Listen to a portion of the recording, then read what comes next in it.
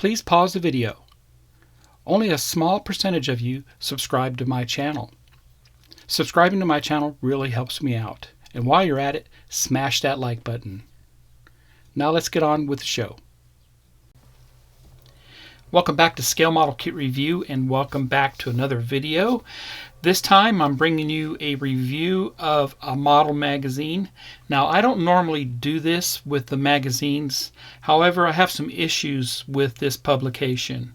I just picked up this magazine from my local Barnes & Noble's bookstore here in town, and what caught my eye obviously is the cover here, and I said, wow, I'm going to pick that up. I know it's a British publication and they can be quite expensive. This cost me $20.99. Is it worth that? I do not think so. In the UK it's $16.99, and I noticed on their website you could actually pick this up on sale for $14.99 British pound.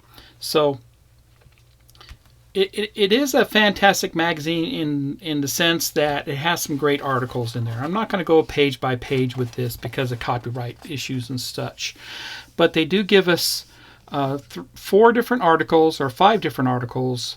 The Double Trouble Focke-Wulf 190s by J.B. Saliance, and that's what caught my eye, was that article there. Plus this fantastic article on the F-14A, Dawood Bransky, and then Laura by Rogerio Marchsak, and another article is the Yak 28 Brewer by Matt Porter, and then Jean Philippe is a 1/72 scale F5E-2 Lightning, and just the Double Trouble. That's what the article looks like there.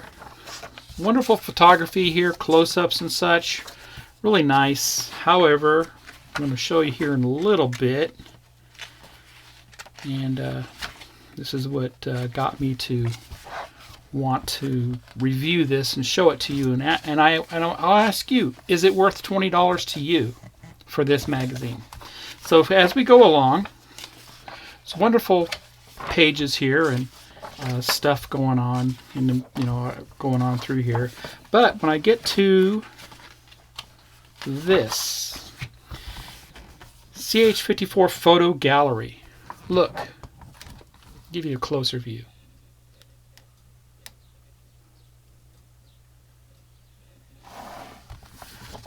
Look how crappy those pictures are. Look how dark they are. Okay?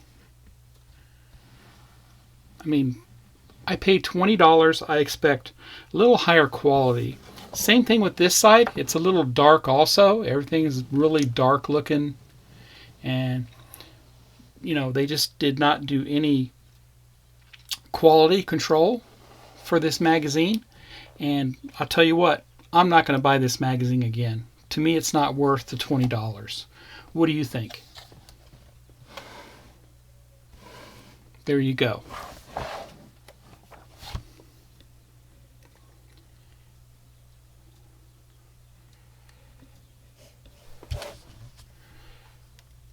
Well, that's pretty much my rant is over with this, and I'm not going to go through page by page with this like I said, but that's pretty much the Air Modeller magazine, number 1112.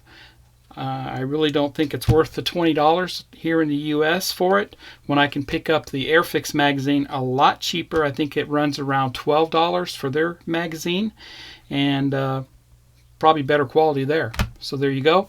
Beware of Air Modeller.